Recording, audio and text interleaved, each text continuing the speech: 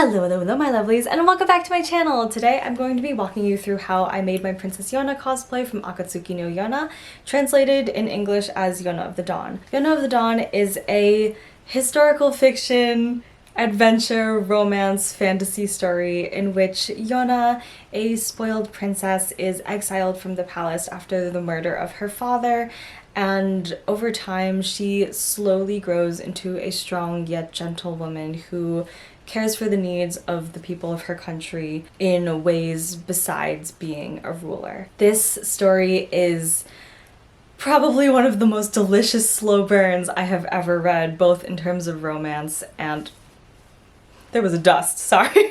Both in terms of romance and character development.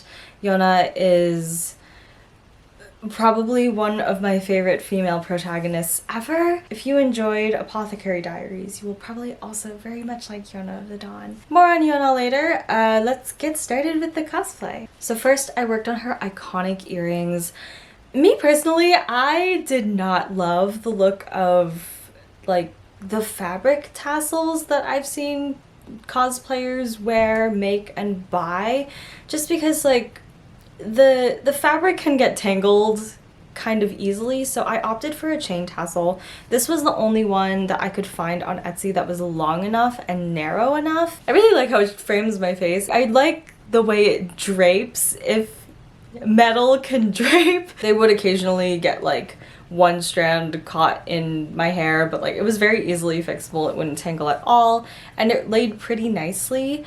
You can't really see it in photos, but I think I also liked that it was kind of understated, but like if you knew and you saw it, you know? I'm also the type of person that likes altering my cosplays to make them maybe a little more casual slash like easy to take apart in parts to wear separately outside. I did end up wearing these to a wedding, and I probably will end up wearing them to different events, just like at work or in public outside of cosplay, because I just in general really like these earrings. Next, I worked on Yona's wig.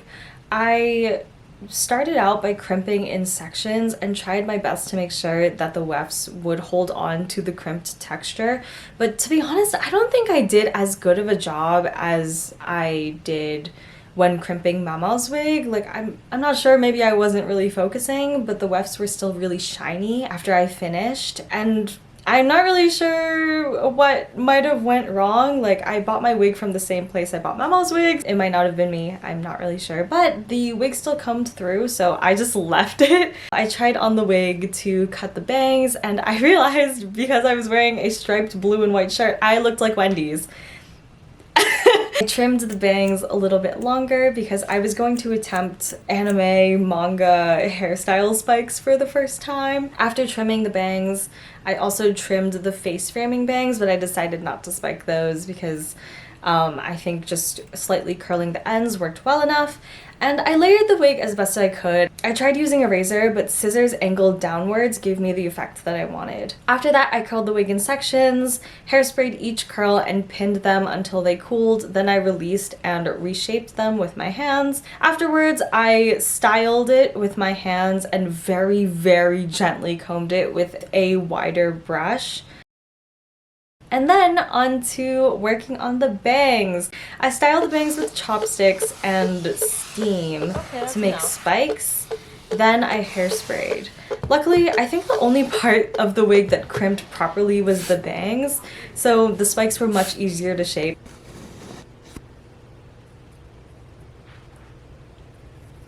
Like this thing is not budging, so oh, I'm not worried. And those spikes were not budging at all. It's been a month since otakon, and I've like just finished unpacking. The bangs are still in place, which wild. Next up, we're going to be working on her underdress, but I decided to make it a separate skirt and a shirt. That way I could wear it out casually. Also, I didn't have enough fabric to make a dress. Today we're cutting fabric for Yona, and then next week I think we're going to get started on the dye process.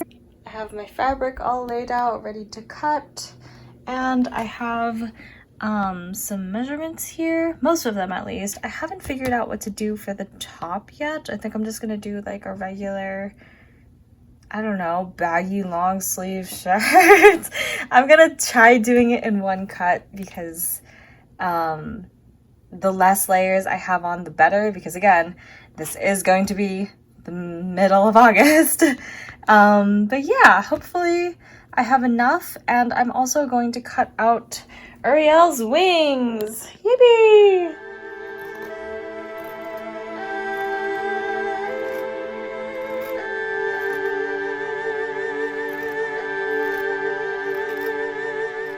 Okay, so now I'm working on Yona's shirt, and what I've done, I barely have any fabric left. This is it. This is literally it. So I folded what I have in half, and I'm going to use a shirt I have. I folded that in half and placed it on the fold. I'm tracing it out as much as I can, minus this part, adding a 1/2 inch seam allowance and figuring out what I'm gonna do for the sleeves. And then I'm gonna cut this out, and then I'm gonna cut the back part, because this is only 1 layer. Technically, I should be folding it so there's 4 layers, but I don't have enough. So for the back part, I'm going to be using those scraps of fabric and cutting two halves for the back part. No one's gonna see this, so it doesn't really matter. And then I might add a little bit extra here because this fabric cuts off right around here. So yeah, and then for the sleeve, I have a bit more fabric that I'm just, once this is lying flat, I'm going to tack this on, and this is about the length of my arm, so fortunately I do have enough. Let's get tracing and cutting.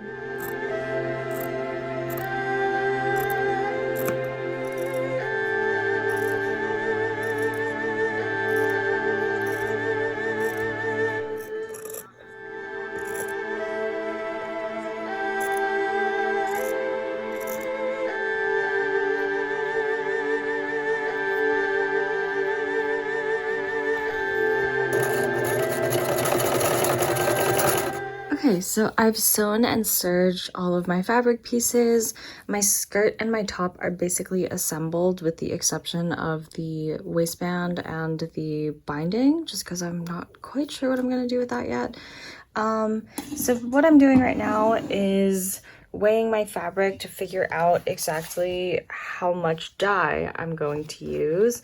I'm going to be following these instructions, which is from the Rit Dye website. And guys, like, again, not my preferred medium, but I'm using this color for the skirt and the top, and I'm going to be mixing, I guess I'm going to be mixing wine and black for the belt. Let's see, this color right here. I think I'm gonna just use the leftover gold fabric I have for her collar lapels. Is that what it's called? I don't know. But yeah, I just because I don't know what I have right now, and I don't exactly have enough cotton to sew lapels on, so here we go. All right, here is my dye station. I have my fabric soaking here. I'm preparing my salt and my dish detergent. This is for rinsing at the very end. This is for the dye fixative, and my water is heating up right now. Now, my issue last time was that it was a little too cold outside for me to be dyeing, so my water heated up super slowly, and it never came to a boil. Like, I was still able to dye successfully, but I was outside for way longer than I needed to be, and I really don't want to repeat that again. My issues this time around is that I do not have enough salt, and this is my first time dyeing with powder, so we'll see what happens, but I'm pretty sure it'll be okay. When dyeing the fabric, I basically just follow the instructions based off of Rit Dye's website. General tips from me: if you're dyeing fabric or yarn for the first time, do not use a pot that you use to eat food. That's dangerous. Also, like, why would you want to mix chemicals where you eat? I also added a cup of salt and a squeeze of dish soap to make sure that the color would stay a little better, and maybe that's my problem. I don't know. Whee! You guys, it barely fits. So, it barely fits in the dye vat. This is fine. I might just, like, scoop some of the water out. Oh my god, help. I think I still have a really hard time with anticipating the resulting color, because I know lots of people say that red dye, it's not the best quality when it comes to like vibrant and fixed colors, but for some reason, like, my colors are always like way brighter than I need them to be. After 30 minutes, which honestly I think I only needed 10 for the pink, I transferred my fabric to the color fixative bath, and then I transferred it to a different vat of water to rinse it out. I added like way more black and red than I needed to, but I actually like this color. I feel like it'll complement the wine of the vest pretty well as the yellow, the gold collar. I just didn't expect to add this much dye. I have a really hard time color matching when it comes to darker colors, just because sometimes I just can't tell. But I like how this is turning out so far. And luckily I will be done with this before the sun sets. Okay, I took this one out after like 10 minutes because I think I put way too much dye in it, and as you can tell, it's bleeding a lot. So I put a little bit of extra dye fixative into this one, and I made sure the water was hot. Then I'm going to rinse it, and then I'm also going to wash this one with warm water in the washing machine. Yep. I don't know if this is the color I want, but you know, it's dark and that's what matters, right? So it is what it is, you know. If not, I can't really fix it because I don't have any more cotton. So that's that. All right, so to make the waistband, I've sewn 2 pieces of fabric together and overlocked them. I have to cut off a bit of like extra flyaway threads, but basically what I'm gonna do is fold it in half like so, and then I'm going to, this doesn't have to be super accurate, but I'm going to fold up about 1/2 inch, and then for the bottom that's left over here, I'm going to fold that up as well, but leave a little extra here so that it looks something like this.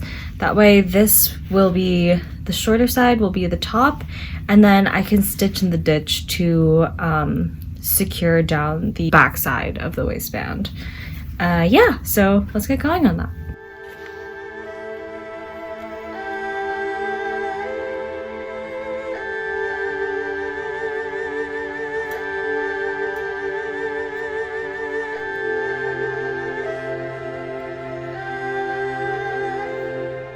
I've clipped my waistband, but the skirt, this is why you should pre-wash your fabric before cutting out your pattern pieces, because the way I cut the back panels, they ended up growing in the wash and when I dyed it. So now the skirt is bigger than my waist measurement. So what I've done is I've like clipped the skirt to the waistband evenly, and I've also attempted at making an even pleat on both sides so then it would fit into the waistband. I tried on the waistband, it essentially fits me, so I don't really need to make many other adjustments there. So let's get to sewing.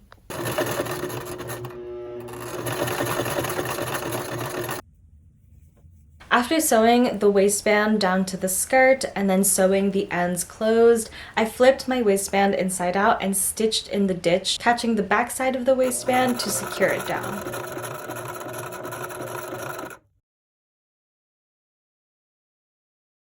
The whole time I was sewing, I kept thinking to myself, oh my god, this pink seems like so pink. So I looked up how to lighten it. And I had done this before. For Mama and Gyokyo scarves, I laid them out in the sun and sprayed them with a mix of bleach and water and left that for like 2 to 3 hours, but it wasn't super even. I left it because you couldn't see it and the scarves were a smaller detail that people wouldn't really be staring at. And I've also seen people sun bleach their fabric with several pots of boiling water at once, but I wanted a more intense color lightening. I didn't really want to resort to bleach, but I also did not want to buy color remover. I tried it and it worked. Next time I probably would spend a little more on color remover if I'm using RIT again, because I always overestimate on how much color payoff I'm going to get. Look, it's doing its magic. Woo!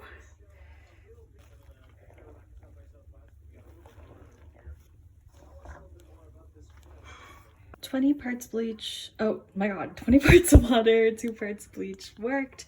I'm not sure how much of a difference you can see on here, but this is the exact color I wanted. Apparently I'm a little colorblind because I was really convincing myself that this was it. But this is the color. So I'm going to do the same thing with this. It might not be the exact same shade because these are 2 different batches, but that's fine. For Yona's belt, I made it in the exact same way that I made Mama's, by having 2 pieces of fabric, sewing boning to one side, and then sandwiching the boning in with the other piece of fabric. That way I could weave a thinner belt through and tie it around my waist, securing it with hook and eye closures. This was what was comfortable for me, and I also didn't have enough fabric to make an obi belt, so I stuck with the method I used for Mau Mau. I also had some leftover seam binding from my crochet corset that I made several years ago, and I decided to use that to stash bust since it also somewhat coordinated with Yona's color palette. I also learned how to create a clean angle for the neckline.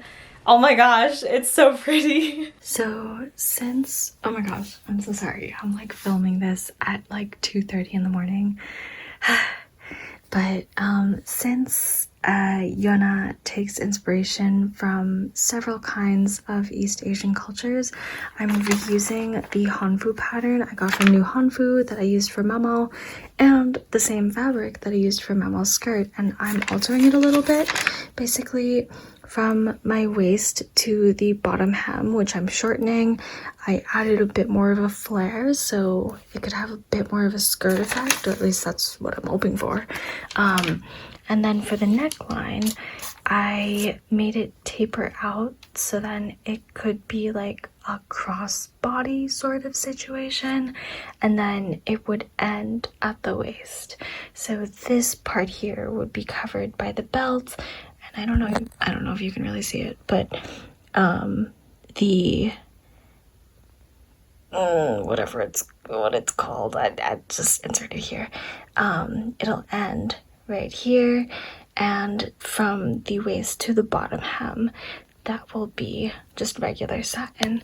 And as you can see, I did the same, extending the side hem here, and then I'm going to cut most of the sleeve as well, and I think that's gonna get me the shape that I'm looking for.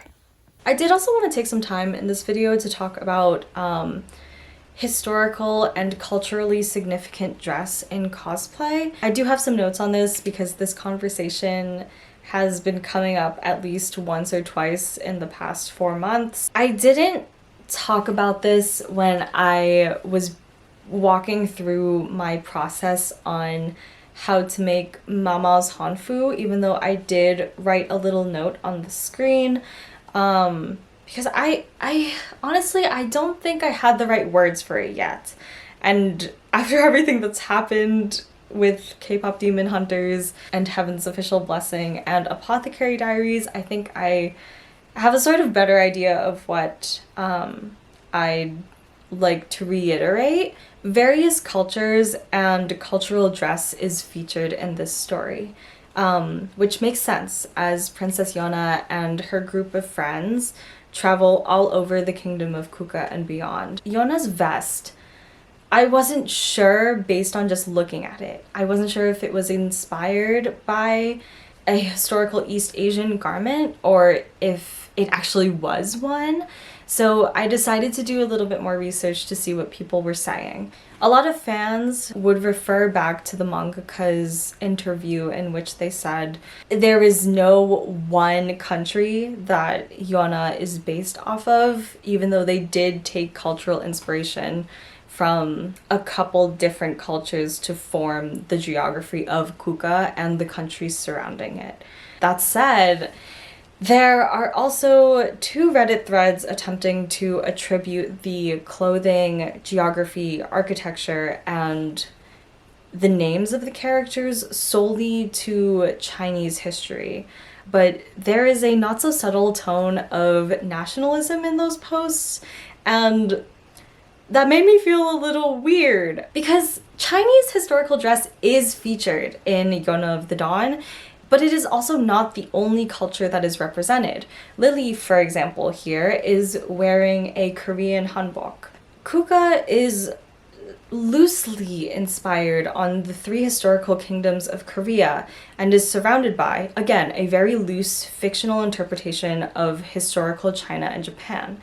And as far as what I've seen, apart from the Obi belt, most cosplayers who have made videos making Yona's outfit have not used a historical pattern. So I slightly altered the silhouette of a Chinese banbi by using the hanfu pattern that I used from Mao Mao. If I were making Yona's royal wardrobe as that outfit is reserved for royalty, or if I were making Lily's hanbok, I don't think that sort of alteration would be acceptable. If you're going to wear cultural clothing, do it with tact and do it to learn and do it to meet new people in that community.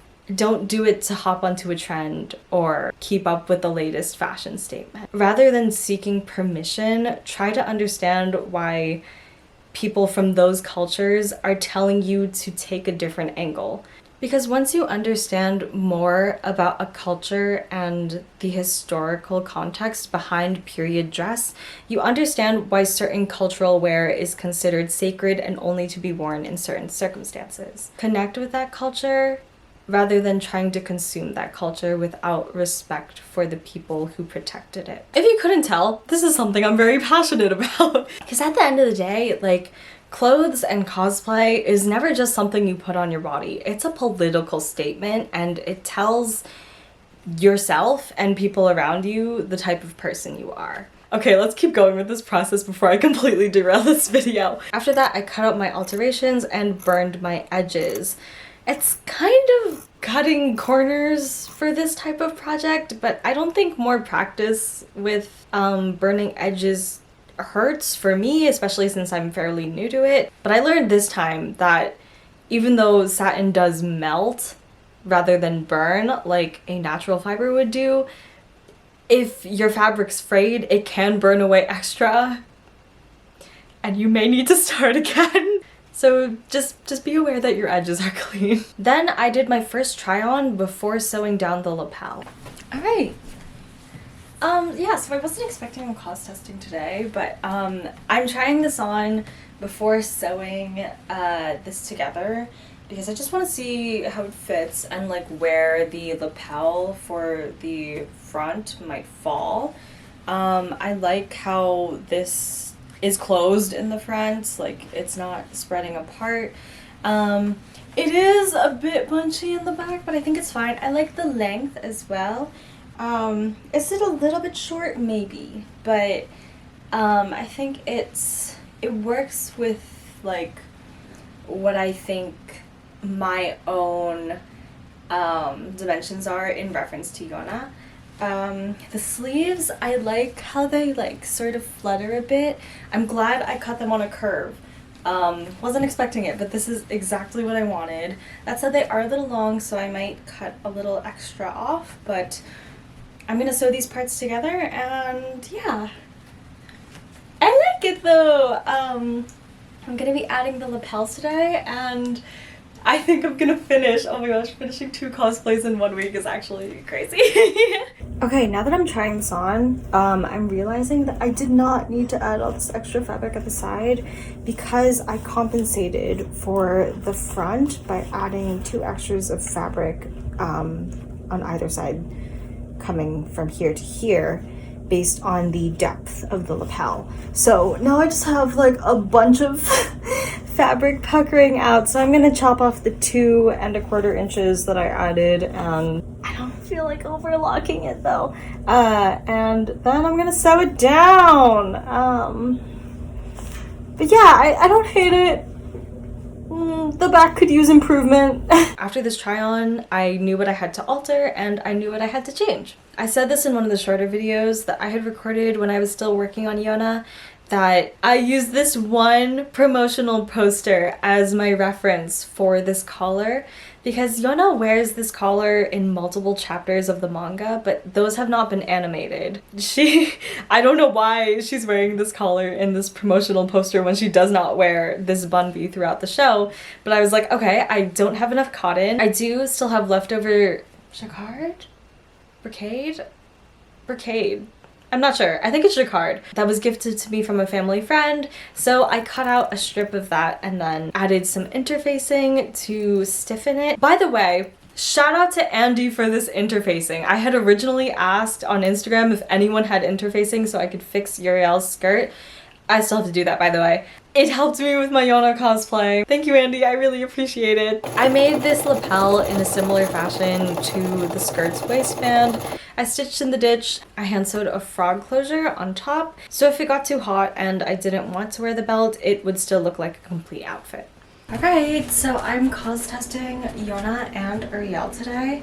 This is the underskirt and the top for Yona.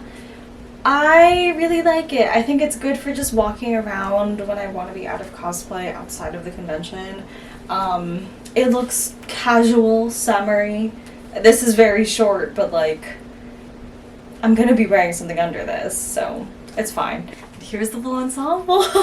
I was not sure how I was going to feel about the gold earrings with the gold lapels, but I'm actually not opposed to it. I think the gold lapels does add a bit of pop. I think once I am able to find a fabric marker, I can like fill some of this in, so then it like kind of balances out the light and the dark parts, and the earrings can pop a little more. Love that these are chains. I'm gonna put the wig on in a second.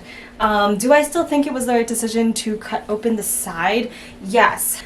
Yeah, the back does pucker a little bit, but not the biggest deal. Like, I did try to follow the pattern of a Jacquard banbi as closely as I possibly could. I'm so sorry about the pronunciation. I like how it turned out. I don't love how I did my seams. I cannot lie, I don't love that, but it was okay.